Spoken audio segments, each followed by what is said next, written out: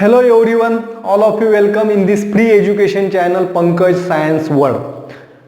We are studying the chapter number 7 motion, force and work. तर आपण हे chapter शिकत आहे मोशन, फोर्स अँड वर्क आणि या चॅप्टर मध्ये आज आपल्याला शिकायचं आहे फोर्स अँड ॲक्सेलरेशन. फोर्स आणि ॲक्सेलरेशन यांच्यामधला काय संबंध आहे आपल्याला माहित आहे. The interaction that brings about the acceleration is called as force and force act on the body. जेथपर्यंत कुठल्याही गोष्टीवरती फोर्स ॲक्ट होत नाही तेथपर्यंत त्यामध्ये ॲक्सेलरेशन प्रोड्यूस होणार नाही. म्हणजे ॲक्सेलरेशन म्हणजे काय? Acceleration mean change in velocity. Acceleration म्हणजे चेंज. जर व्हेलॉसिटीमध्ये बदल होत असेल, व्हेलॉसिटी वाढत असेल किंवा कमी होत असेल, that is called as accelerating body. And if velocity is constant if velocity of the body does not changes, then it is called as non accelerated motion. जर velocity मध्ये कोणताही बदल होत नसेल तर त्याला नॉन ॲक्सेलरेटेड मोशन असं म्हटलं जातं. For example, a truck is moving with a constant velocity of 40 metre per second. 40 kilometre per hour म्हणू आपण, मीटर पर सेकंड पेक्षा किलोमीटर पर आवर. एक ट्रक जो आहे तो 40 किलोमीटर पर आवर या वेगाने जात आहे आणि त्याचं व्हेलॉसिटी जी आहे ती कमी होत नाही आणि जास्त होत नाही, कॉन्स्टंट आहे. तर मग त्या ठिकाणी ॲक्सेलरेशन काय? Zero acceleration, non accelerated motion. कारण ॲक्सेलरेशन म्हणजे चेंज इन व्हेलॉसिटी. आता व्हेलॉसिटी कॉन्स्टंट असेल तर त्या ठिकाणी ॲक्सेलरेशन होणार नाही. If we increase the velocity जर वाढली तर त्या ठिकाणी ती ॲक्सेलरेटेड मोशन होईल. तर फोर्स आणि ॲक्सेलरेशन याबद्दल आपल्याला शिकायचं आहे. तर फोर्सचा ॲक्सेलरेशन वरती काय परिणाम होतो या गोष्टीबद्दल आपल्याला या व्हिडिओमध्ये शिकायला मिळेल. त्याचबरोबर आपल्याला Newton first law of motion, न्यूटनचा फर्स्ट लॉ जो आहे तो सुद्धा आपल्याला या व्हिडिओमध्ये शिकायचा आहे. तर शेवटपर्यंत हा व्हिडिओ तुम्हाला बघायचा आहे आणि या व्हिडिओला सबस्क्राईब करायला विसरू नका आणि लाईक करायला विसरू नका. तर सुरू करूया फोर्स आणि ॲक्सेलरेशन. त्या फोर्स आणि ॲक्सेलरेशन हे शिकण्याकरता मी तुम्हाला एक एक्झाम्पल देतो. ते एक्झाम्पल तुम्ही या ठिकाणी बघू शकता. एक काय दिसतं या ठिकाणी? एक टेबल दिसतोय आणि टेबलवरती काय ठेवलेलं आहे? मार्बल ठेवलेले. If the marbles are let on the big wooden table or the floor of table top, then what will happen? This marble keeps on moving some distance and then they will stop. म्हणजे आपण गोटे जे आहेत त्या टेबलवरती सोडल्या किंवा तुमच्या smooth सरफेसवरती जरी सोडल्या तर आपण अशा गोट्या फेकल्या नंतर त्या काही अंतर त्या पार करतील आणि थोड्या वेळानंतर त्या गोट्या त्या ठिकाणी थांबतील. The marble will stop. Similarly, the same case is happen in the case of carom too. The carom coin if the carom coins are pushed by the striker, then the carom coin keep on moving on the carom board and after some time it will stop. काही वेळानंतर काय होतात? त्या थांबतात. बरोबर आहे. If we apply a talcum powder on the carrom board, मग आपण कॅरम बोर्ड वरती जर टॅल्कम पावडर जर टाकली तर काय होईल? The coin moves for a longer time than that of the previous case. पहिल्यांदा जेवढ्या त्या फिरल्या त्यापेक्षा ते जास्त वेळ त्या कॅरम बोर्ड वरती फिरतील. तर असं का होतं? व्हाय this happen and what can you infer from this? त्यावरून तुम्हाला काय निष्कर्ष निघतो?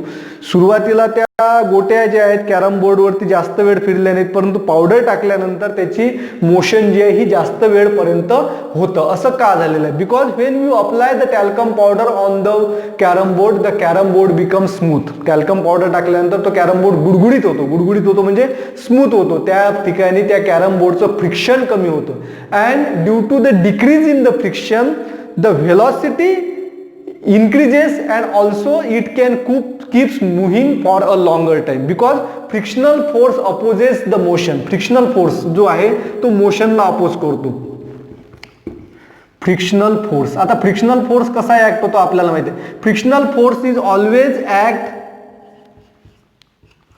Opposite to the direction of motion. ज्या दिशेने मोशन होत आहे त्याच्या विरुद्ध दिशेने फ्रिक्शनल फोर्स ऍक्ट होतो. फॉर एक्झाम्पल, हा बॉल आहे, बॉल या दिशेने जात आहे, बॉल काय या दिशेने, this is the direction of motion and frictional force is act opposite to that direction. ज्या दिशेने जात आहे त्याच्या विरुद्ध दिशेने फ्रिक्शनल फोर्स ऍक्ट होतो. And frictional force is act by the any surface. कोणताही सरफेस काय करतो? फ्रिक्शनल फोर्स ऍक्ट करतो. आता कॅरम बोर्डचं आपण बघितलं, कॅरम बोर्डचं फ्रिक्शन जर आपण कमी केलं, टॅल्कम पावडर टाकल्यामुळे फ्रिक्शन कमी होतं आणि फ्रिक्शन कमी झाल्यामुळे त्या कॅरम बोर्डवरती ज्या कॉइन्स आहेत त्या जास्त वेळपर्यंत फिरतात. आणखी जर फ्रिक्शन कमी केलं तर आणखी जास्त वेळ फिरतील, आणखी फ्रिक्शन कमी केलं तर they move for a longer time. And what will happen if we make the surface frictionless.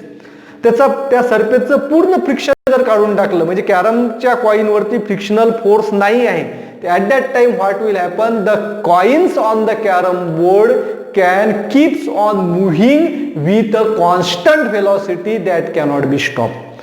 Constant व्हेलॉसिटीने त्या कॅरम बोर्ड वरती त्या कॉइन काय होतील, मूव्ह होतील आणि त्या कधीही थांबणार नाही.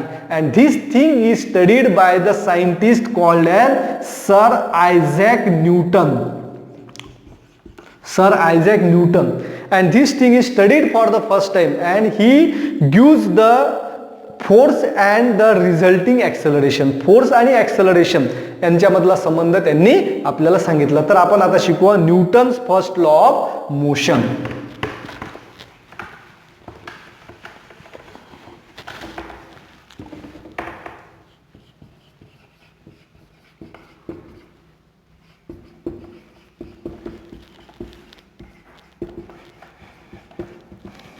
Newton first law of motion आपल्याला शिकायचं. आता आपण जसं बघितलं कॅरम बोर्डचं फ्रिक्शनल सरफेस फ्रिक्शनल फोर्स आपण काढून टाकला, म्हणजे त्यावरती फोर्स अप्लाय होत नाही. If no force is acting on the body, जर कोणत्याही वस्तूवरती जेव्हा फोर्स ऍक्ट होत नाही, then its velocity does not changes. जेव्हा वस्तूवरती फोर्स अप्लाय होत नाही तेव्हा त्याची व्हेलॉसिटी बदलत नाही. कॅरम बोर्डचं फ्रिक्शन काढलं, कॅरम बोर्ड कॉन्स्टंट व्हेलॉसिटीने फिरतंय, म्हणजे कॉन्स्टंट एकाच व्हेलॉसिटीने फिरतंय, म्हणजे त्याची व्हेलॉसिटी बदलत नाही. व्हेलॉसिटी काय कॉन्स्टंट आहे. आणि if velocity is constant then it is non accelerated motion. It means that body does not accelerate, बॉडीमध्ये ऍक्सेलरेशन होत नाही. In other word we can say that if the object is stationary then it remains stationary until no force act on it. एखादा वस्तू जर स्थिर असेल तर जेथपर्यंत त्यावरती फोर्स अप्लाय होणार नाही तेथपर्यंत ती वस्तू स्थिरच राहील. फॉर एक्झाम्पल एखादा एक पेन आहे, हा पेन जर मी माझ्या हातावरती ठेवलेला आहे, असाच ठेवलेला आहे, स्थिर आहे. जेथपर्यंत मी त्यावरती फोर्स अप्लाय करणार नाही तेथपर्यंत त्या पेनामध्ये मोशन होणार नाही. मी त्याला उचलला तेव्हाच मोशन झाली, म्हणजे त्यावरती फोर्स अप्लाय केला. याचा दुसरा अर्थ असा आहे की if the object is it in motion, if the object is in motion and no force is acting on that object, it will continue to move with a constant velocity in a same direction. म्हणजे एखादी वस्तू motion मध्ये असेल आणि त्यावरती force नाही, frictional force नाही, कुठला दुसरा कोणताच फोर्स ऍक्ट होत नाही, आणि तर ती वस्तू मग मोशन मध्येच राहील आणि त्याची व्हेलॉसिटी सुद्धा कॉन्स्टंट राहील आणि ज्या दिशेने ती वस्तू जात आहे त्याच दिशेने ती जाईल. And this is the Newton first law of motion. मग Newton first law of motion काय सांगतो, द बॉडी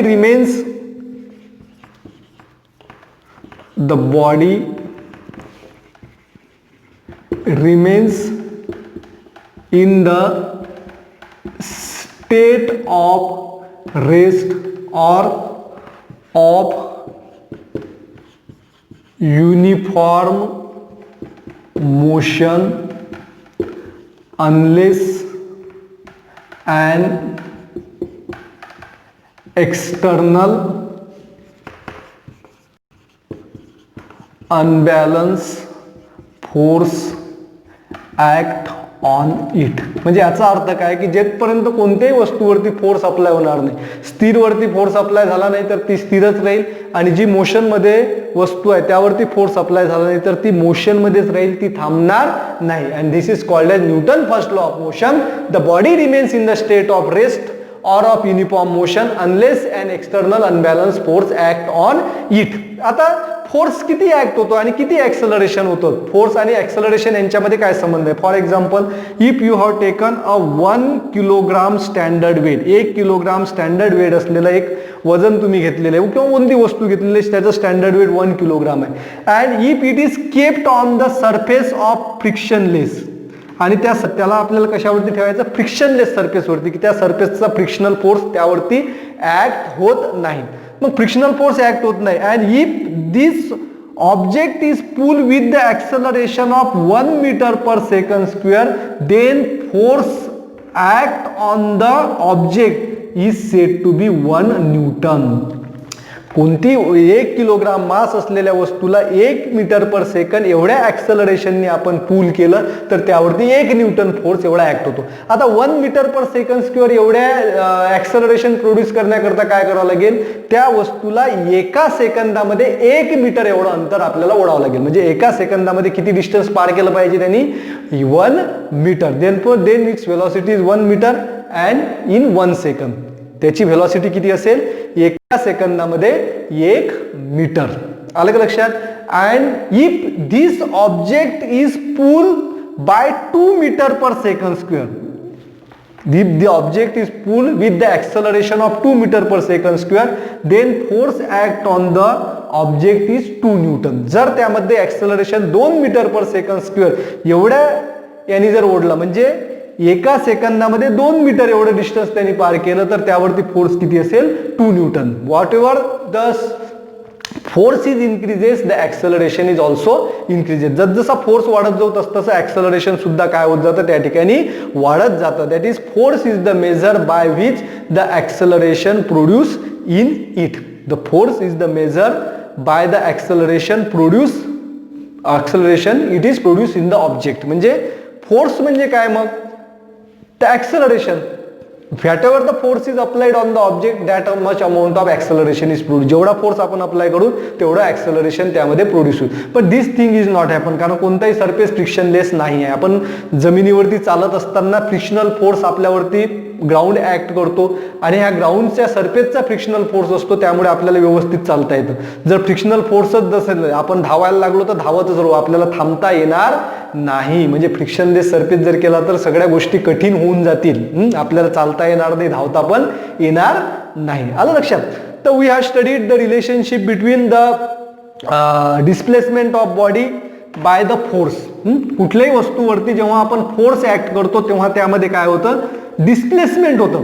हे आता फॉर एक्झाम्पल, आता यावरती फोर्स ऍक्ट केला म्हणजे हे बॉल इथून इथपर्यंत गेला, किती मीटर गेला, 2 मीटर एवढं अंतर त्यांनी पार केलं, म्हणजे they are awkward the displacement. म्हणजे त्यामुळे फोर्समुळे काय झालं, त्या ठिकाणी डिस्प्लेसमेंट झालं. आणि when they are awkward the displacement, work is done.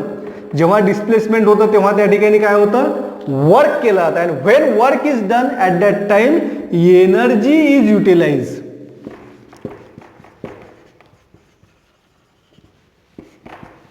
अलग लक्षात. All these things are related with each other. सगळ्या गोष्टी काय एकमेकाशी संबंधित आहे. फोर्स अप्लाय केल्यामुळे डिस्प्लेसमेंट झालं म्हणून त्या ठिकाणी वर्क झालं, आणि वर्क जेव्हा होतं त्या ठिकाणी एनर्जी यूज केलं येते. Energy is the capacity of body to do work. Capacity of any body to do work is called as energy. कोणत्याही बॉडीची काम करण्याची जी क्षमता असतं त्याला एनर्जी असं म्हटलं जातं. तर तुम्हाला Newton first law of motion आणि फोर्स आणि ऍक्सलरेशन यांच्यामधला संबंध या ठिकाणी कळला असेल.